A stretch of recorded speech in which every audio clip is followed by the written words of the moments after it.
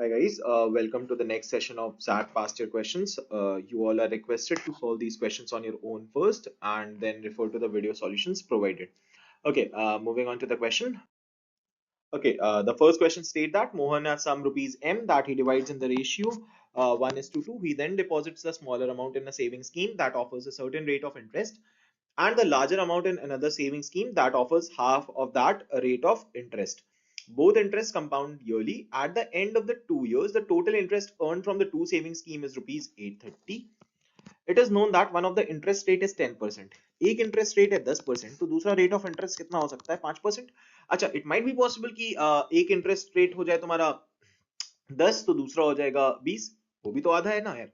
ठीक है. And that Mohan deposited more than rupees 1000 each saving scheme at the start. What is the value of M? अब इधर देखो यार, तुम्हारा बेस्ट तरीका ये है कि you should go by option. अगर if I check option A that is what 12000, अगर वो 12000 इन्वेस्ट कर रहा है, मतलब the value of M is 12000, तो वो किस रेशियो में करेगा? That will be nothing but what 8000 and 4000. अच्छा, अभी कंपाउंड इंटरेस्ट का बेसिकली मतलब क्या होता है कि इंटरेस्ट ऑन इंटरेस्ट लगता है. ठीक है. तो अगर मैं 4000 10% के उस पे इंटरेस्ट पे कर रहा हूं, तो मेरे को कितना मिलेगा इंटरेस्ट? 10% पहले साल 400 प्लस कितना और रहेगा अगले साल के लिए भी 400 एंड इसका भी 10%, that is what interest on interest which is eventually what 400 का 10% इज व्हाट 40. तो यहीं से तुम्हारा 840 आ जा रहा है. तो ऑप्शन ए तो आसानी से एलिमिनेट हो गया. अच्छा, अगर if I check option C that is what 6000. अभी मैंने 6000 अगर इन्वेस्ट किया है, मतलब 6000 वैल्यू ऑफ एम है, तो वो किस रेशियो में इन्वेस्ट करेगा? It would invest in what 2000 and what 4000. अच्छा, 2000 का 10% निकाला मैंने, तो 2000 का 10% इज बेसिकली व्हाट 200. ये पहले साल का इंटरेस्ट, ये दूसरे साल पे रहेगा. फिर उसके बाद interest on interest is what 20. तो अभी यहाँ से वैल्यू कितनी आई 420. अच्छा, दूसरा अमाउंट क्या है 4000 है. 4000 का अगर मैंने 10% निकाला तो बेसिकली 4000 का 10% निकाला तो विच इज व्हाट 400. अब 400 इज व्हाट 10% ऑफ 4000, तो इसका आधा विल बी 5%. अच्छा, तो कितना आया 5% 200. अच्छा, तो 200, फिर 200 का 5% विल बी व्हाट 10% 20 हुआ, तो 5% कितना 10. तो अभी यहां से कितना आ गया विच इज व्हाट 410. अभी 420 प्लस 410 इज बेसिकली व्हाट 830. तो मेरा answer for this particular question is what option C that is what 6000. ठीक है, यहां तक कोई दिक्कत? अच्छा, moving on to the next question. द next question says that Mr. Jose buys some eggs. After bringing the eggs home, he finds two to be rotten and throws them away. Of the remaining eggs, he put 5/9 in his fridge. उसने क्या किया कि 5/9 eggs अपने fridge में रखा and brings the rest to his mother's house. तो जो बचा हुआ है वो अपने मदर हाउस ले आता है. ठीक है. She cooked 2 eggs. 2 eggs उसकी मदर बनाती हैं एंड बचे हुए एग्स को क्या करती हैं वो फ्रिज में रख देती हैं. ठीक है. अभी जब वो फ्रिज में रख देती हैं, तो उनका फ्रिज कितना अफोर्ड कर सकता है? If our fridge can not hold more than 5 eggs, what is the maximum possible number of eggs bought by Mister Jose? ठीक है. अच्छा, the best way to approach this question is by option. अभी अगर मैं let us suppose कि उसने 20 eggs लाए होंगे, तो 20 एग्स जब वो लाया होगा तो 2 एग्स रॉटन निकल गए, तो बचे कितने 18 एग्स. अब 18 एग्स में उसने क्या किया कि 5/9 को 5/9 ऑफ 18 इज बेसिकली व्हाट 10. तो अभी 10 एग्स को उसने फ्रिज में रख दिया एंड बाकी 8 एग्स को वो अपने मदर्स हाउस ले गया. ठीक है. मदर्स ने क्या किया कि 2 एग्स बना लिए, तो बचे कितने उसके 6. वो 6 फ्रिज में तो नहीं रख सकती ना, because her fridge can not hold more than 5 eggs. ठीक है. तो ऑप्शन बी ए तो एलिमिनेट हो गया इजिली. अब एक बात ये समझना, 20 पे मेरा को मिल रहा था, उसके पास रिमेनिंग 6 एक्स थे, तो 29 पे तो उससे ज्यादा ही होगा, तो मतलब कि आंसर वुड बी व्हाट 20 से कम होना चाहिए. अच्छा, अब एक बात सोचो, let us take option B that is what 17. अभी अगर वो मिस्टर जॉर्ज बॉट 17 एक्स, तो 17 एक्स में से 2 एक्स तो रॉटन होंगे, तो 15 एक्स बचेंगे. And we can not calculate 5/9 of 15 because 5/9 of 15 will be an decimal value. तो डेसिमल में तो एक्स नहीं हो सकता ना, number of x can not be in decimal. अच्छा, तो ऑप्शन बी भी तुम्हारा इससे चला गया. ठीक है. बचता क्या है ऑप्शन सी. अगर मैंने ऑप्शन सी को देखा, option C is what basically 9 x अगर वो लाया हो, तो 9 एक्स जब वो लाया होगा, तो एक बात सोचो 2 एक्स रॉटन थे, तो 7 एक्स बचे होंगे. अब 7 का क्या मैं 5/9 मेरा इंटीग्रल वैल्यू आएगा? तो तुम बोलोगे नहीं, इंटीजर पॉसिबल ही नहीं है. तो ऑप्शन सी भी चला गया। अभी अगर मैं ऑप्शन ई चेक करता हूँ, दैट इज व्हाट 11। अगर मैंने 11 एग्स लाए थे, 2 रॉटन हो गए, तो मेरे बचे कितने, 9 एग्स बचे। अब मैंने 5/9 ऑफ 9 इज बेसिकली व्हाट 5, तो मैं 4 जॉश अपने मदर के यहाँ ले गया होगा। अब जॉश की मदर ने 2 कुक कर दिया, और 2 तो वो रख सकते हैं ना फ्रिज में। तो option E is the correct answer for this particular question. बोलो ठीक है। अच्छा, moving on to the next question. The next question says that at any point of time, let x be the smaller angle of the two angles made by the hour hand with the minute hand on an analog clock in degrees during the time interval from 2:30 p.m. to 3 p.m. What is the minimum possible value of x? अब एक बात बताओ, if I draw a clock, ठीक है, तो एक बात बताना, 2:30 will be something that sort of thing, ठीक है। दो एंगल पॉसिबल बन रहे हैं, मिनट हैंड और आर हैंड में, एक ये और एक ये वाला एंगल। बोलो मिनिमम वाला लेना है।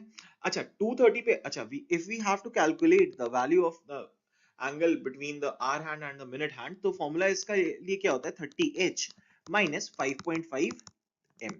ठीक है, फॉर दैट मैटर अगर मैं 2:30 पे चेक करता हूँ कि कितना एंगल बन रहा होगा मिनट हैंड और आर हैंड के बीच में, तो that will be what 30 into 2 minus 5.5 into 30, which is eventually what, यहां को अगर मैं सॉल्व करता हूं तो मेरा आएगा क्या 105 डिग्री।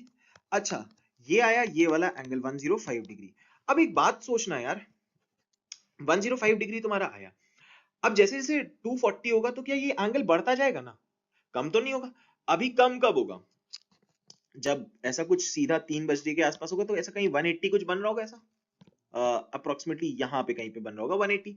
ठीक है, तो इसके बाद तो एंगल कम होने लगेंगे। अभी अगर हम चेक करते हैं 3 बजे, तो 3 बजे क्या होगा, 30 into 3 minus 5.5 into 0, that is eventually what 30 into 3 is what 90। तो answer for this particular question is what 90। Moving on to the next question. The next question is of log. If log m to the base 4 plus log n to the base 4 equals to log m plus n to the base 2, where m and n are positive real numbers, then which of the following must be true? अब एक बात समझना यार, अगर मेरा base same होता है, जैसे कि यहाँ पर है 4 4, तो मैं क्या अपना प्रॉपर्टी यूज कर सकता हूँ ना, log m to the base 4 plus log n to the base 4, that will be equal to what, log m plus n to the base 2। अभी एक बात बताना, जब बेस सेम होता है तो अपने लोग ये कर सकते हैं, log m into n to the base 4 equals to what, log m plus n to the base 2। अभी मैं 4 को क्या लिख सकता हूं, तो बोलोगे तुम 2 to the power 2 mn equals to what, log m plus n to the base 2।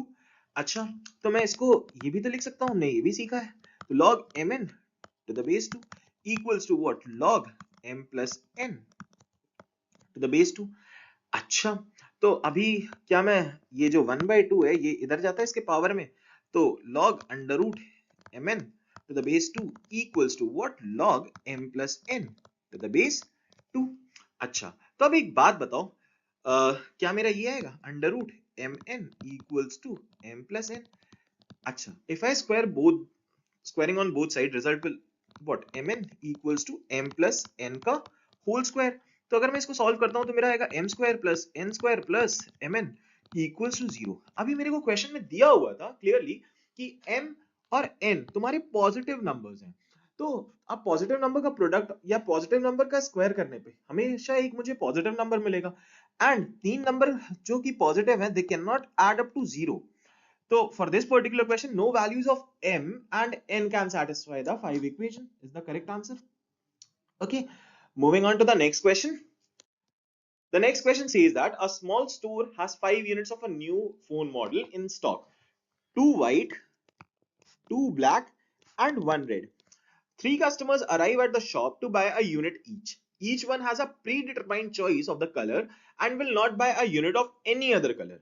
Acha, all the 3 customers are equally likely to have chosen any of the 3 colors. What is the probability that the store will be able to satisfy all the 3 customers?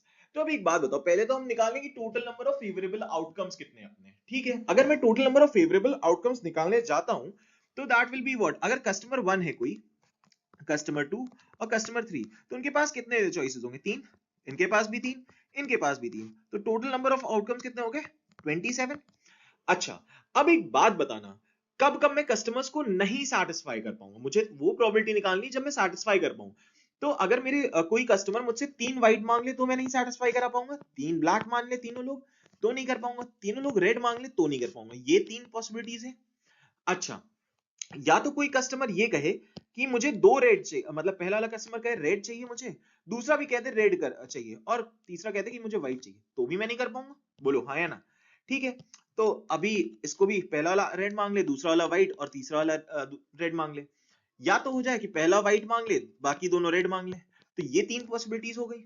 अच्छा, और क्या possibility हो सकती है जब मैं नहीं satisfy करा पाऊंगा? जैसे मैंने व्हाइट के साथ बनाया वैसे ही तो मेरा ब्लैक के साथ भी बन सकता है ना। तो RRB, RBR एंड BRR। तो ये 3 पॉसिबिलिटीज हो गई। तो टोटल पॉसिबिलिटी जहां मैं नहीं सेटिस्फाई करा पा रहा हूं वो कितनी हो गई? 9। तो 27 minus 9 is basically what? 18 divided by total number of favorable outcomes is what? मतलब total number of outcomes is what? 27। तो अभी मैं सेटिस्फाई करने की प्रोबेबिलिटी क्या है? 2/3।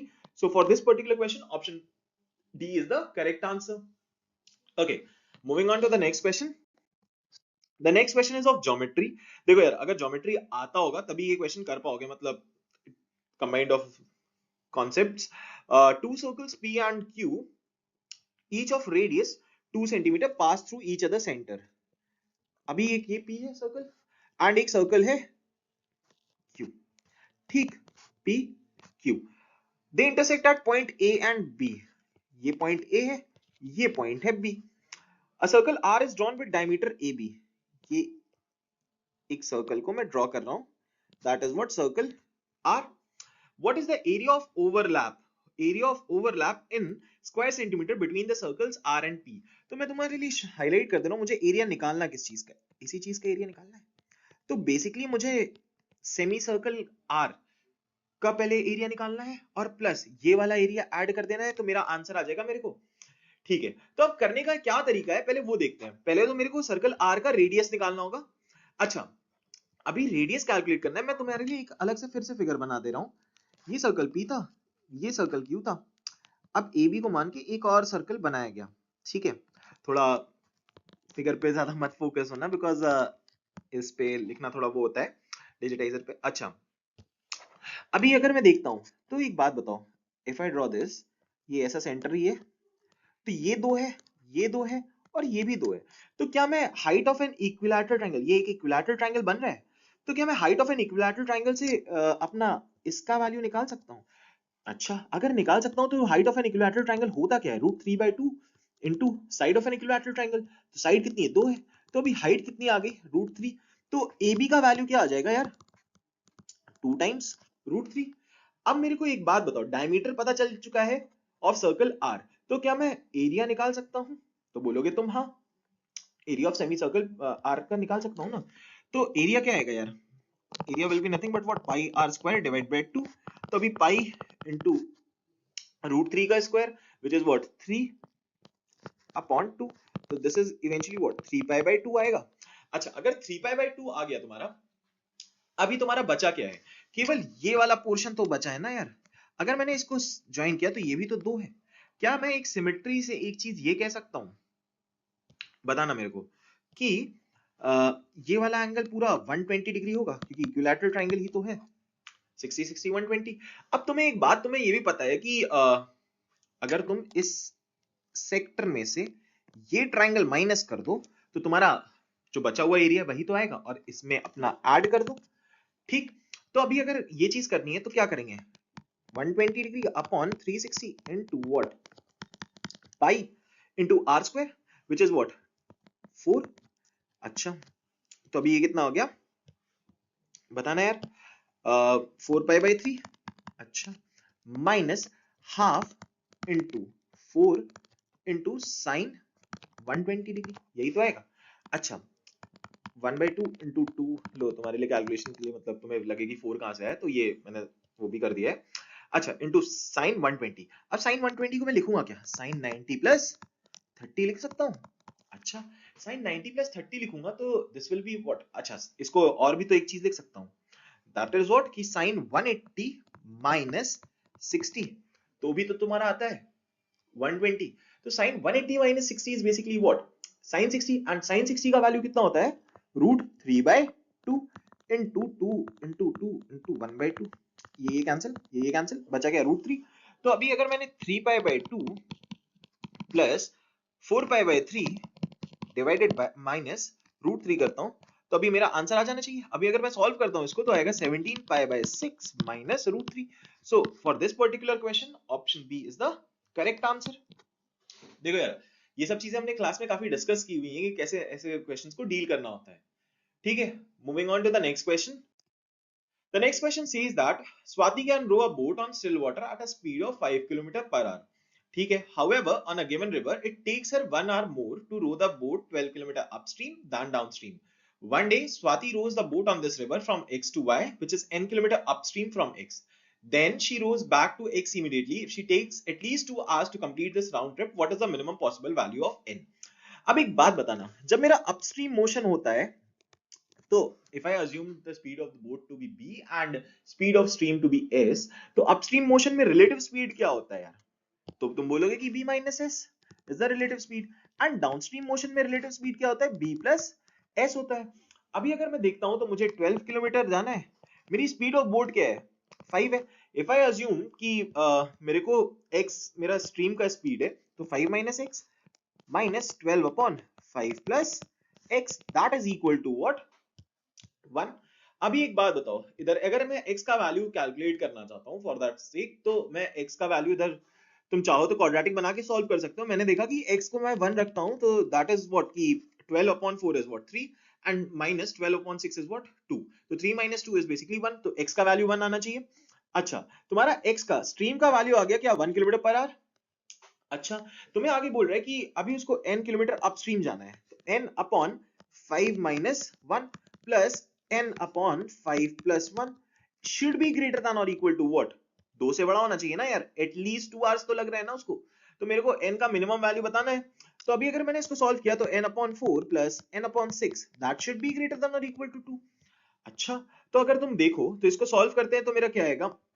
12 और इधर आया 3n plus 2n should be greater than or equal to 2। तो 5n should be greater than or equal to what? 24। तो n should be greater than or equal to what? 4.8। तो minimum possible value of n is basically what? That is 4.8। Moving on to the next question। देखो यार ये upstream और downstream का बहुत basic सा सवाल है। ठीक है, अगर तुमने प्रैक्टिस की है कैट के लिए सही से तो दैट वोंट बी डिफिकल्ट कि मतलब ऐसा कुछ बहुत ना देखा हुआ चीज आए। ठीक है, the next question is of function let f of x equals to x square plus 1 upon x square minus 1 if x equals to 1, x is not equal to 1 and minus 1 and 1 if x equals to 1 and minus 1। let us assume कि मेरे को दिया हुआ है, मतलब I'm not assuming anything, question का form ये है कि f of x का value x square plus 1 upon x square minus 1 होगा जब मेरा x का वैल्यू 1 और माइनस 1 नहीं होगा। ठीक, दूसरा लाइन बोलता है कि 1 कब होगा? जब मेरा x का वैल्यू 1 हो या फिर माइनस 1 हो।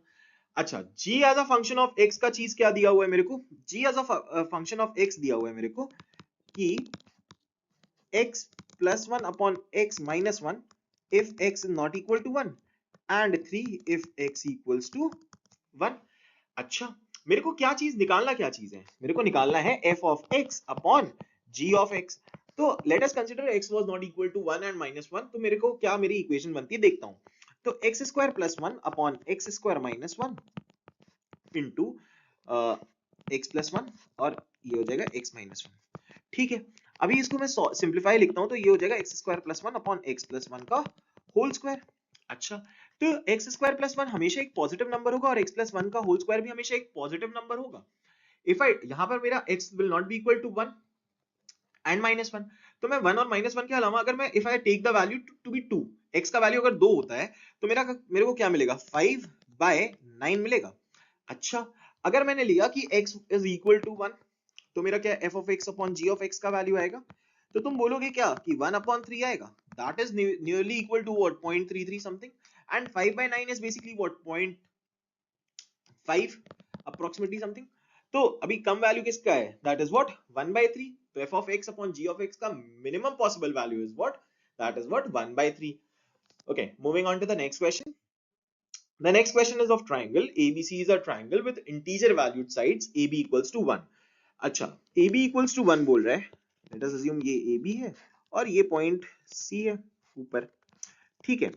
अच्छा, CA का value should be greater than 1 और BC का वैल्यू भी should be greater than 1. Sorry, मैंने इधर लिख दिया.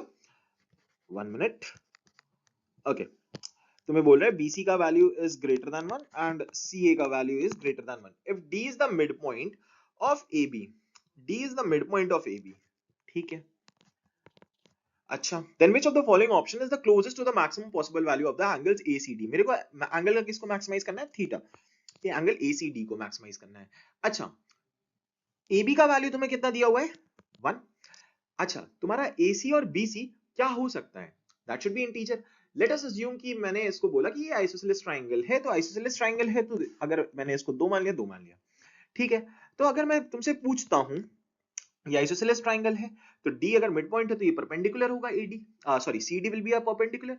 अच्छा, तो अगर इन ट्राइंगल ACD देखता हूं, ACD ट्राइंगल में इफ आई आस्क यू कि मेरा साइन थीटा क्या होगा, तुम बोलोगे कि AD अपॉन व्हाट? AC.